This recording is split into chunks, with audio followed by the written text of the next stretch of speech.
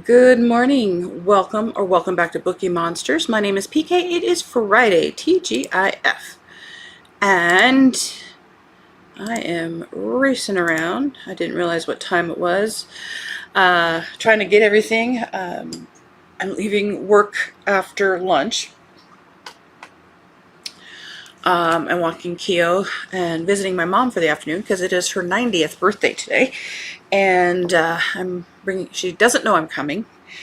And in case it doesn't work out, if we get crazy busy, but I hope this will work, bringing her present and some cheesecake to share with everybody. So I was just making sure I didn't leave the gift here. That would be typical.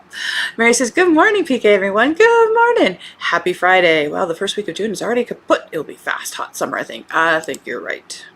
Any plans for the weekend? We do not have any plans. Mary says, gosh, PK, what a special day. Yeah, 90 years is a huge milestone. Congratulations. Indeed. That's why I figured I needed to be there for a bit. She said, on Sunday when I visited her, she said, PK, I don't even want a card. Just don't. And I said, well, fine. I'll just have to cancel the mail stripper then. Party pooper. Beth said, good morning. Good morning. Happy birthday to your mom. Thank you. Thank you. All right. We are here to look at the rest of the cozy mysteries we left on the pink mold. I remember that.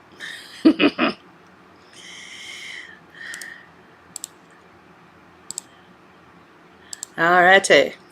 The rest of the cozy mysteries published this week. I have a Keo hair on my lip.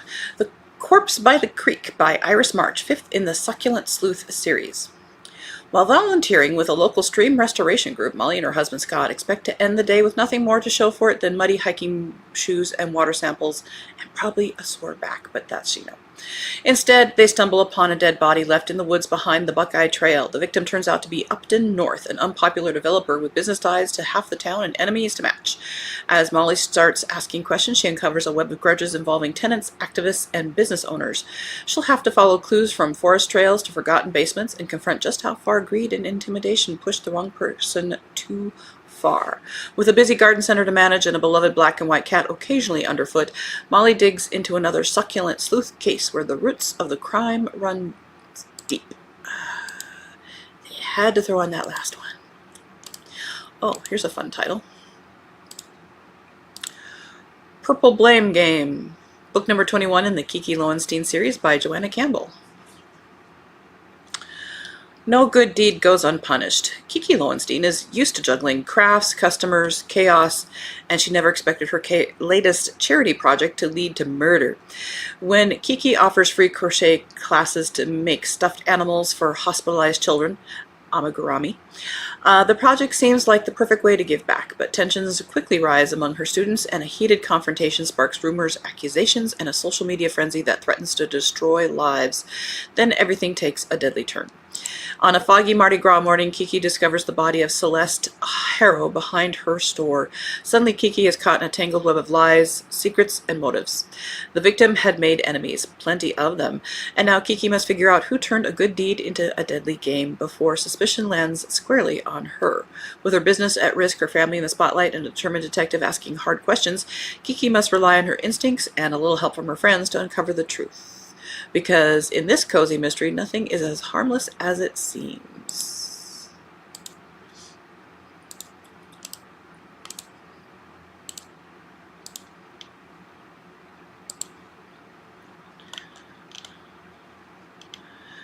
Mary says, I'm going through a Black Bear Black Bear Festival. Fun. No bears, though. Wow. Never heard of that. Mary says, hi, Beth. No bears. Not now bears, lots of naturalist demos and information. Oh, cool. A farmer's market and other vendors. Going to be a hot day, 95. Ugh. And so it starts. Hot weather, that is. Yeah, we're hitting 90 today. Ugh. But I think Sunday's supposed to be stormy. Yay. Elena says, hello, everyone. Happy Twilight Day. Well, good morning, Elena. How you doing? She says, I am good. Mary says, hi, Elena. Elena says, just got my copy yesterday of Life and Death by Stephanie Meyer. Oh, good author. And Elena says, good morning to Mary. A Jewel of a Crime by Valerie Taylor, third in the Venus Bixby Mysteries. After selling her dance studio, she has a brand new plan. Travel the world and recover stolen art, because that's what it does. But life deals Venus an unexpected card. When she pulls back, like knowing art, oh, snarky. When she pulls back a curtain in the studio and finds the new owner dead on the couch, her next adventure becomes a very public nightmare. With Chatham Crossings, Whisper Mill, and Overdrive, Venus is now a prime suspect because of course she is. In the process of clearing her name, she discovers her late husband secretly bought an emerald ring, and now it's missing. As burglaries ripple through this charming town, Venus wonders if the studio owner's death and the missing emerald are part of the same glittering crime spree. Between gossiping neighbors, buried secrets, and one very inconvenient corpse, Venus will need sharp instincts and maybe a touch of Irish luck to solve the case before her passport dreams are grounded for good.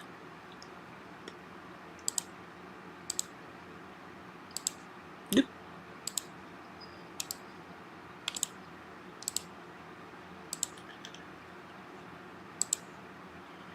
That says, you would think that after them being a suspect 3 or 4 times, the sheriff would just... Indeed. Good point. Like, oh, we've had a death, you're around? Yeah, it's you. Seriously, I think you're a serial killer.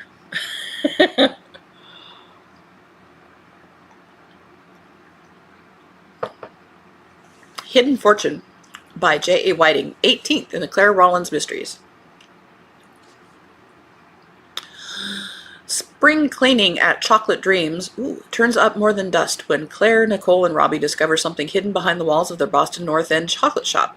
The moment Claire touches it, her intuition sparks. Flashes of a museum, shadowy figures moving artwork in the night, and an old Italian man with paint-stained hands. Within 24 hours, a man is dead. Vincent Marcello, an art forger who claimed he'd gone straight, was watching the chocolate shop the day before his murder. Now Detective Ian Fuller wants to know why. As Claire digs into the Marcello family history, she uncovers a web of secrets stretching back to the 1930s. Covered-up thefts and a truth someone is willing to kill to keep buried, and someone else is following the same trail. With spring in full bloom across Boston and danger closing in, Claire and her friends, Nicole and Robbie, must find the killer before the past claims another victim. Am I alone in thinking, wow, amazing, they have an actual real city instead of something hollow, trying to be Star Hollow? End of that row. And the snarky continues. Ooh, a new one in the Ms. Mia series. I read this first one and really liked it. Ms. Mia and Murder at Bluegrass Run, Book 7 by Jennifer Branch. When Mia Spinell arrives at the newest Spinell Hotel, the inn at Bluegrass Run, she expects rolling blue-green fields, champion thoroughbred horses, and the smooth burn of estate bourbon. Instead, she finds a body in the stable.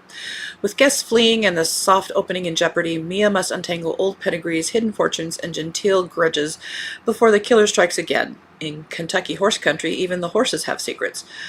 And then it goes into blurbage. I recommend this series, actually. Ms. Mia is the owner of luxury hotels across the world, and so each one is set in a different luxury setting. I really liked it, and I think it's a clever setup.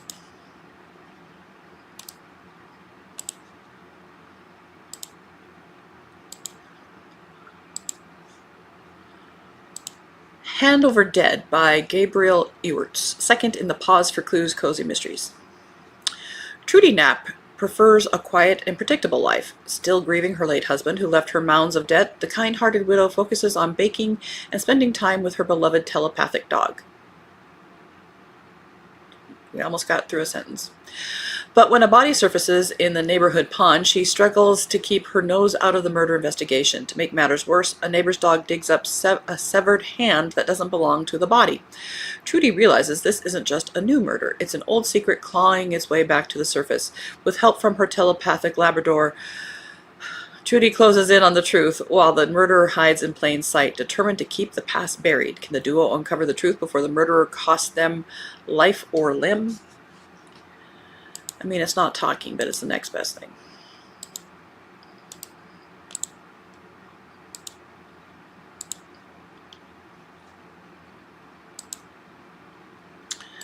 The Poet Who Never Returned by Edith Ellis. Fifth in the Haunted Echo Point Cozy Mysteries.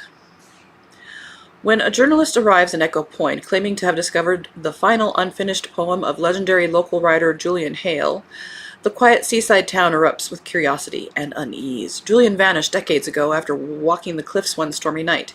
His disappearance became one of Echo Point's most enduring legends. Most people believe he drowned. Luna Brooke isn't so sure. When the newly uncovered manuscript suggests Julian may not have walked into the sea willingly, Luna begins digging into a story the town has carefully avoided revisiting. Old rivalries resurface, long-protected reputations start to crack, and someone in Echo Point seems determined to keep the truth buried. With her observant cat Whiskers offering uninvited commentary, oh my gosh, and the tides revealing more than they hide, Luna follows a trail of letters, secrets, and unfinished poetry that leads straight to the cliffs where Julian disappeared. But the deeper Luna digs, the clearer one thing becomes. Julian Hale didn't simply vanish. Someone made sure he never came back. And the truth may still be waiting where the tide meets the rocks.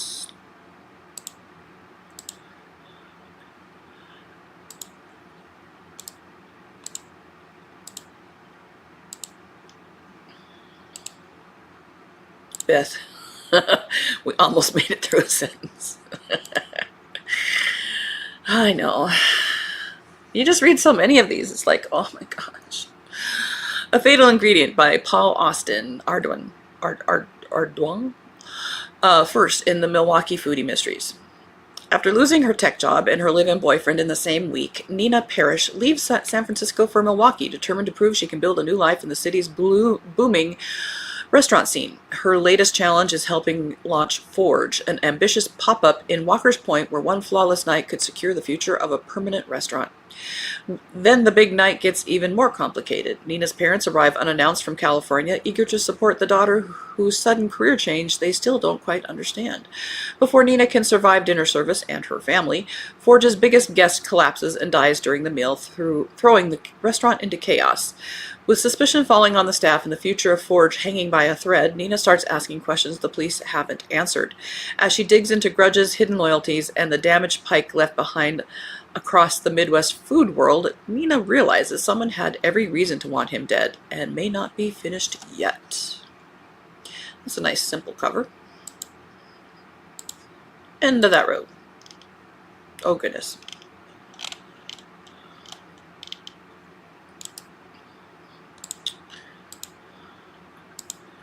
A Bookish Deception by Anthea Fraser, the 8th in the Chiltern Hills Mysteries.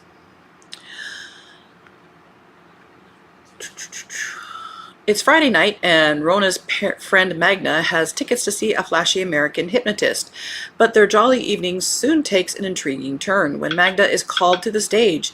Within seconds, she is deep in a trance and ready to obey the hypnotist's every command. It doesn't work that way.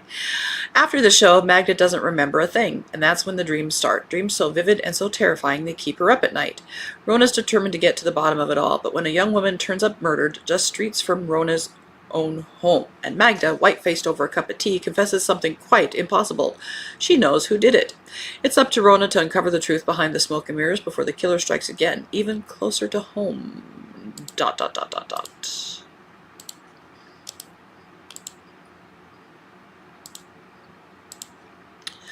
Letters from a Spy by Tia Brown. 30th in the Amy Hammond Cozy Mysteries, and as a swan. It's Mothering Sunday at Swansmere, and two of Amy Hammond's favorite people have decided to celebrate what they call their not-quite mother. The cake is amazing, lunch is better, and the gifts are thoughtfully chosen. What could possibly go wrong? How about two dismembered bodies in the secret passageway, a group of Americans who want to steal them and are prepared to threaten Lord Fenton and high-ranking members of the American CIA taking an interest? Yeah. Sometimes the past just won't stay buried, and there are stories that have to be told because people don't want them to be. So it's just as well that Amy, her husband, the nothing like as retired as he claims that he wants to be spy, Brigadier Peter Cunningham and his team of young agents and unlikely assistants are on hand to solve a problem that troubled a much-loved member of Helena's family for a long time. But how much will resolving it cost her, and what will they all find out about themselves? And will Amy have a happy Mothering Sunday despite it all?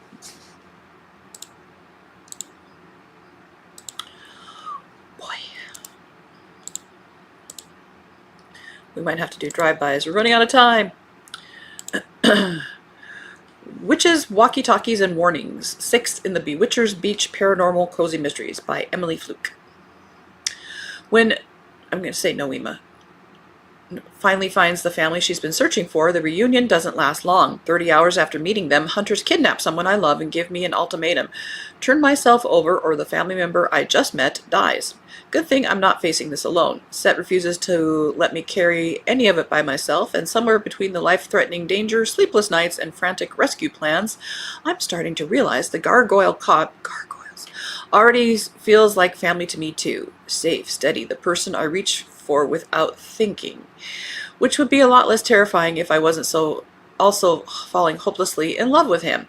Now I'm racing against the clock to save the people I just found, stop hunters who know far too much about me, and hold my rapidly growing family together long enough to survive this.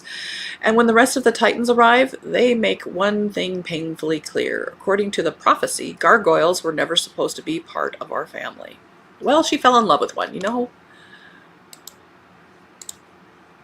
Love as thou wilt, I guess. But Daddy, I love him.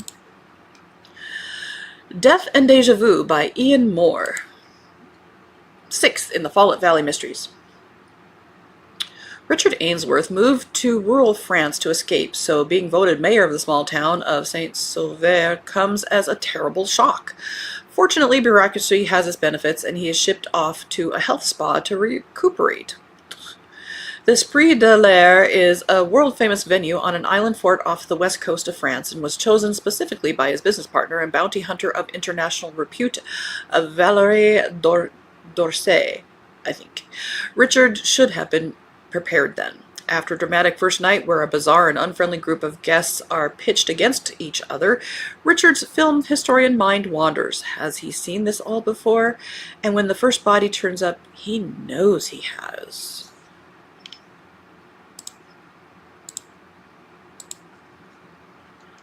How many do we have left? 1, 2, 3, 4, 5, 6, 7.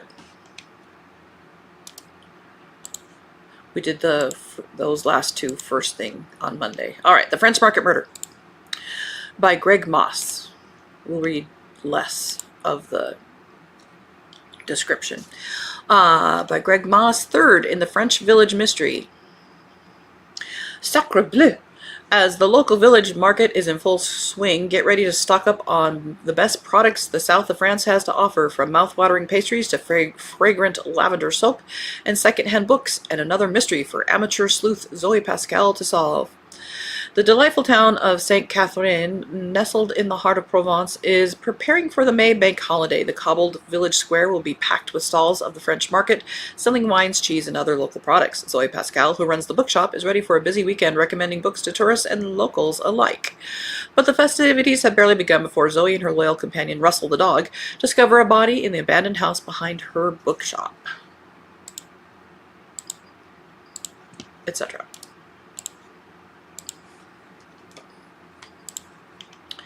Mystic Spirits by Cindy Stark, 7th in the Mystic Village Paranormal Cozy Mysteries. When a violent summer storm tears through Mystic, Arizona, Kaylee Kennedy expects damage, not murder, but when a body is discovered in the wreckage of a totaled car on the edge of town, the tragedy quickly turns into something far more dangerous. The victim had ties to Kaylee's inner circle and to Nick Monroe's father, who now finds himself at the center of suspicion.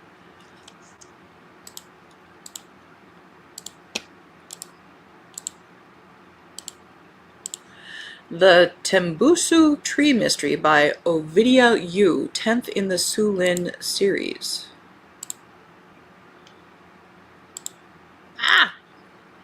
There it is. It's 1947 in Singapore, and Sue Lin is rolling out the red carpet for a new chapter in her life. Now happily settled in her marriage to Chief Inspector Lefroy, and having stepped away from her formidable grandmother Amma's thriving business, she is the proud manager of the new Imperial Cinema. But the grand opening isn't going as planned. The cinema has an unhappy history as a site for Japanese propaganda during the occupation, and there are protesters who would rather see it demolished than refurbished. The cinema's financier, John Wong, is acting very strangely. Local businesswoman Madame Leong is issuing outrageous demands, and Tony Koo, the young, fun, and handsome son of the VIP guests, has gone missing. When a body is found draped on a tire swing and it looks like the death is connected to the redevelopment, Sue Lin switches her attention from movies to murder.